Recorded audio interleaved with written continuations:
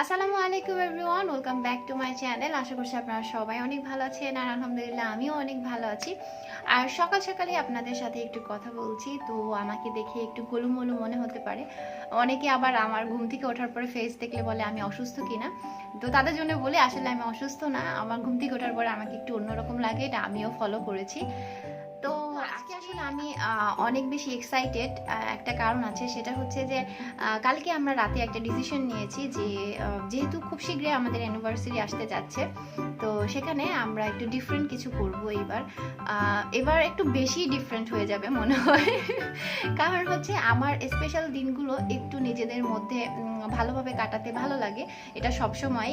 তো প্রত্যেকবার অ্যানিভার্সারিতেই কিছু না কিছু সেরকমভাবে করি, হয়তো বা কোনো সারপ্রাইজ প্ল্যান করি, বা দেখা যায় দুজনে মিলেই কোনো ডিসিশন নেই কিছু একটা করব। তো এবার আফিফের আব্বু হঠাৎ করে আমাকে বলছে যে তুমি তো সবসময় এরকম করো, তো এবার কি করবো আমাকে জিজ্ঞেস করতেছিল। তো আমি ওকে মজা করে কিছু জিনিস বলেছি যে এরকম এরকম করে আমরা এই জিনিসগুলো করব। আমি এখন বলতেছি না বিষয়টা, তাহলে আপনাদের কাছে সারপ্রাইজ থাকবে না আর কি। এই না, তবে আপনাদের সাথে তো অবশ্যই শেয়ার করব। তো ওকে বললাম, আমি জাস্ট মানে ফান করে মজা করে। তো ও সেটা সিরিয়াসলি নিয়েছে, ও বলতেছে হ্যাঁ এভাবে করলে তো ভালো হয়, আর ও অনেক বেশি ব্যতিক্রম, আর তার বড় কথা হচ্ছে অনেক সুন্দর একটা মেমোরি হবে আমাদের জন্য। তো ওর কথা শোনার পরে আমিও একটু অবাক হচ্ছি যে হ্যাঁ বিষয়টা তো ঠিক বলেছে, তবে মানে এগুলো করা অনেক সময়ের একটা ব্যাপার, হাতে তেমন সময় নেই। তারপরে হচ্ছে অনেক কিছু অ্যারেঞ্জ করতে হবে, আর হঠাৎ করে একটা মানে চাপের মধ্যে পড়ে গেলে আমি একটু হিমশিম খাই কোনটা রেখে কোনটা করব। তো আমি ডিসিশন নিতে পারছিলাম না। আমি ওকে বলেছি যে ঠিক আছে যদি করি দেখা যাক কি করা যায়। তো ও বলতেছে হাতে তো সময় নেই, তাহলে কালকে সকাল থেকেই তোমার শুরু করতে হবে। আমি বলতেছি যে আচ্ছা ঠিক আছে দেখা যাক। আর আমি আপনাদের সাথে কথা বলছি, আফিফ পাশেই আছে, ওর দাদুর সাথে খেলতেছে, ঘুম থেকে উঠে গেছে সবাই আমরা। তো যেটা বলছিলাম, তো ভিডিওটা শুরু করে দিয়েছি অলরেডি। আমি একটু এলোমেলো হয়ে যাচ্ছি, ওই যে আজকে একটু এক্সাইটেড, বেশি এক্সাইটেড হলে আমি একটু এলোমেলো হয়ে যাই কথাবার্তা।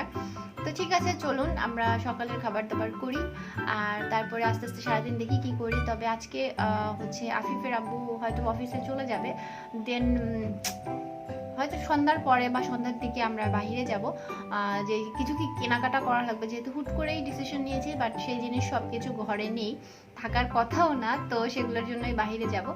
তো ঠিক আছে চলুন। তো আফিফকে সকালে খাবার খাইয়ে দিলাম, এখন আমি বসলাম নাস্তা করার জন্য। আর আফিফের আব্বু অফিসে চলে গেছে, আর আফিফ খুব সুন্দর করে এখন নতুন এই যে সরবেশ ঘোরাতে পারে, মানে বিষয়টা খুব ভালো লাগে দেখতে। আর দেখেন তার দুষ্টামি, সে মানে ক্যামেরার সামনে নিলেই বোঝে যে তাকে ভিডিও করা হচ্ছে বা তার ছবি তোলা হচ্ছে। তো আফিফ এখানে খেলতেছে দাদুর সাথে, আর ওদিকে হচ্ছে নানুর সাথেও একটু পর পর খেলে। নানু হচ্ছে রান্না করছে। আর আজকের বাইরের ওয়েদারটা কিন্তু খুবই চমৎকার ছিল, তো এই জন্য আপনাদের সাথে একটু না শেয়ার করে পারলাম না। তো আমি এখন রান্নাঘরে যাব, আম্মুর সাথে একটু টুকটাক হেল্প করব। তো আজকে হচ্ছে দুপুরে ডাল রান্না করবে, এই জন্য ডাল এখানে ধুয়ে ভিজিয়ে রাখা হয়েছে। আর এদিকে হচ্ছে শীতের দিনে আমাদের ঘরে এটা কমন থাকে, মানে এরকম করে সবজি, সব রকমের সবজি দিয়ে একসাথে একটা সবজি রান্না করা হয়। আমার এবং বাসার সবারই খেতে খুব ভালো লাগে। আর এদিকে হচ্ছে রুই মাছ এনেছিল, তো রুই মাছের মাথা, লেজ এবং যে কাটার বেশিরভাগ অংশগুলো থাকে সেগুলো একসাথে এভাবে রান্না করে নিচ্ছে। এটা তাজা তাজা খেতে খুবই ভালো লাগে। আজকে আসলে রান্নার রেসিপি আপনাদের সাথে শেয়ার করতে পারছি না। আর সেই সাথে হচ্ছে রাতে হচ্ছে গরুর মাংস রান্না করেছিল, তো তার কিছু অংশ আছে। তো আজকে দুপুরে মেনু হচ্ছে এগুলোই। আর আফিফকে এখন গোসল করাবো। গোসল করবা? মামজি গোসল করবা? খেলবা?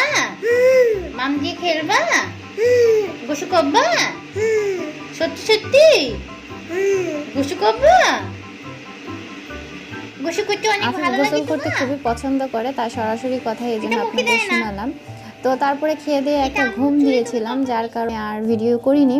আর এদিকে আম্মু নামাজ পড়তেছিল সন্ধ্যার দিকে, আর আফিফের এই যে দুষ্টামি দেখেন। মানে নামাজ পড়তে দেখলে যে কে নামাজ পড়বে না কেন, ও গিয়ে পাটির উপর উঠে বসে থাকবে, যায় নামাজের উপর উঠে বসে থাকবে, এটা হচ্ছে ওর কাজ। তো আম্মু আবার ওকে একটু নিচে নামিয়ে দিয়েছে। আর এদিকে দেখেন বেলুন দিয়ে আফিফ হচ্ছে লেজ বানিয়েছে। তো ওকে জায়নামাজ থেকে নিচে নামানোর জন্য ও একটু বিরক্ত হয়েছে আর কি, একটু রাগ করতেছে আম্মুর সাথে। পরে আবার আম্মু ওকে জায়নামাজে নিল। তো দেখা যায় সেজদায় গেলে মাঝে মাঝে কাঁধের উপর উঠে বসে থাকে মানে বয়সটাই আসলে এরকম, অনেক বাচ্চাদের এরকম দেখেছি শুনেছি, এখন আসলে নিজের বাচ্চাই সেটা দেখতেছি। তো আমরা হচ্ছে বাইরে যাব আফিফের আব্বুর অফিসের কাজ শেষ হলে মোটামুটি, তো দেখি ও কখন আসে। তো এই তো বাসা থেকে বের হলাম, আর বের হওয়ার পরেই একটা মানে তরকারির ভ্যানে এগুলো দেখতে পেলাম। এটাকে হচ্ছে অনেকে কলার থোর বা মোচা বলে বা যেটাই বলেন না কেন। তো এই জিনিসটা আমি কখনোই খাইনি এর আগে, আর আম্মু ওইভাবে রান্না করেনি কখনো, এটাই এই জন্যই খাওয়া হয়নি আর কি। তবে আমার মা মানে শাশুড়ি খুব ভালো নাকি রান্না করে এটা। তো আফিফের আব্বু বললে একটা নিয়ে নাও, মাকে দিয়ে রান্না করাবা, মাকে বললেই হবে। তো এই জন্য একটা নিয়ে নিলাম। আর শীতের সবজি দেখলেই আমার কেন যেন চোখ সেখানে আটকে যায়, আমার খুবই ভালো লাগে দেখতে। আর বাইরে মোটামুটি হালকা পাতলা ঠান্ডাও পড়েছে, আর বাইকে উঠলে একটু বেশি ঠান্ডা লাগে, এই জন্য আমি একটা চাদরও নিয়ে নিয়েছি। কারণ আমার গলায় কানে বাতাস লাগলেই আমার ঠান্ডা লেগে যায়, তারপর দেখা যায় কণ্ঠ বসে যায়। যদিও শীত ভালো মতো পড়লে এমনিতেই আপনারা দেখতে পাবেন, আসলে এক একটা মানুষের শরীর এক এক রকম, এক এক সিজনে এক একজনের মানে প্রবলেম হয় বা ভালো থাকে এই আর কি। তো আমরা হচ্ছে বন্দর যাচ্ছি, তো এখান থেকে কিছু জিনিস কেনাকাটা করব। আর আফিফের জন্মদিনেও আমরা এই দিক থেকে কিছু জিনিস কেনাকাটা করেছি, আজকে সেই দোকানগুলো আপনাদেরকে ঘুরে দেখাবো। অনেক আপুরাই জানতে চেয়েছেন সিলেটের যে আপু এই জিনিসগুলো কোথায় পাওয়া যায়, তো এই জন্য আমি চেষ্টা করেছি একদম ঠিকানা সহ আপনাদেরকে দেখানোর জন্য, যাতে আপনারা এক্সাক্ট দোকানে যেতে পারেন। কারণ আফিফের জন্মদিনের সময় আমি ওই সময় ভিডিও করতে পারিনি। তো এই যে আপনারা দেখতেই পাচ্ছেন এটা হচ্ছে বন্দরে। তো আমি একটু পরে আপনাদেরকে অ্যাড্রেসও দেখিয়ে দেবো। এই দোকানগুলোতেই কিন্তু মোটামুটি অনেক সাজসজ্জার জিনিস পাওয়া যায়। আর এগুলোকে পানি ফল বলা হয়। আমি সিলেটেই প্রথম দেখেছি যে এগুলো একদম খোসা ছাড়িয়ে তারপরে বিক্রি করে। অন্য জায়গায় কিন্তু কালো খোসা সহ দেখেছি, খোসা খুলে তারপরে খেয়েছি, বাট এখানে এই জিনিসটা খুব ভালো লাগলো দেখে, যে নেবেন আর খাবেন এরকম একটা অবস্থা। তো তারপরে দোকানে ঢুকলাম, আমরা কিছু জিনিস বললাম যে কেনাকাটা করবো। আর এইসব দোকানে ঢুকলে এমনিতেই ভালো লাগে, খুবই কালারফুল, মানে মনটা একদম মানে ফ্রেশ হয়ে যায় আর কি কালারফুল জিনিস দেখলে। আমার তো ভালো লাগে। অনেকে বলে যে যত রং থাকে সেই জিনিস নাকি তত বেশি সুন্দর হয়, মানে যত রঙের সমারোহ থাকে একসাথে, এই আর কি। বলতে পারবো না আসলে। আর আজকের ভিডিওতে আমি এই আর কি বলতে বলতেই মনে হয় শেষ হয়ে করে ফেলতেছি। তো আমরা বেশ কিছু জিনিসই কেনাকাটা করব, আর আপনাদেরকে দোকানের অ্যাড্রেসগুলো একটু দেখিয়ে দিব, যাতে যারা সিলেটের আছেন বিভিন্ন জিনিস কেনাকাটা করতে চান তারা কিনতে পারেন। আর এই জিনিসগুলো আসলে বেশিরভাগই হচ্ছে হিন্দু বিয়েতে বেশি লাগে সিলেটের আর কি। তো দোকান মালিকগুলো ম্যাক্সিমাম হচ্ছে হিন্দু, তো তাদের বিয়েতে আমি দেখেছি তারা এরকম করে মানে এগুলো দিয়ে অনেক সুন্দর করে সাজায় আর কি। তারপর এখানে কিন্তু যাবতীয় গায়ে হলুদ থেকে শুরু করে বিয়েতে যা যা লাগে সব কিছুই পাবেন, জুয়েলারি সেট থেকে শুরু করে সব কিছুই। খুব যে হাই কোয়ালিটির তা কিন্তু না, মিডিয়াম কোয়ালিটির, বাট এখন কিন্তু এই জিনিসগুলোই বেশি চলে। আর বাইরে দেখলাম ভ্যান ভরা লেবু আর সাতকরা, আর এখন হচ্ছে সাতকরার সিজন, তো এই জন্য সাতকরার দামও খুব কম, খালি 100 টাকা বললো, দামাদামি করলে আরও কমে কেনা যাবে। তো সিলেটের বাইরে যারা আছেন, সিলেটের ভিউয়ার্স, তাদের তো সাতকরা দেখলে লোভ লাগছে, তাই না? তো আমরা ঘুরে ঘুরে দেখছিলাম এই যে ককশিটের উপরে লেখা, তারপরে হচ্ছে এমনি কাগজের উপর লেখা, সেগুলোই দেখছি। আর আপনাদের কিন্তু এখনও বলছি না আমরা আসলে কি করতে যাচ্ছি। তো আমাদের প্রয়োজনীয় জিনিসগুলো আমরা কিনে নিচ্ছি, আর সেই সাথে আপনাদেরকেও দেখিয়ে দিচ্ছি এইসব জায়গায় আসলে কি কি জিনিস আপনারা পাবেন।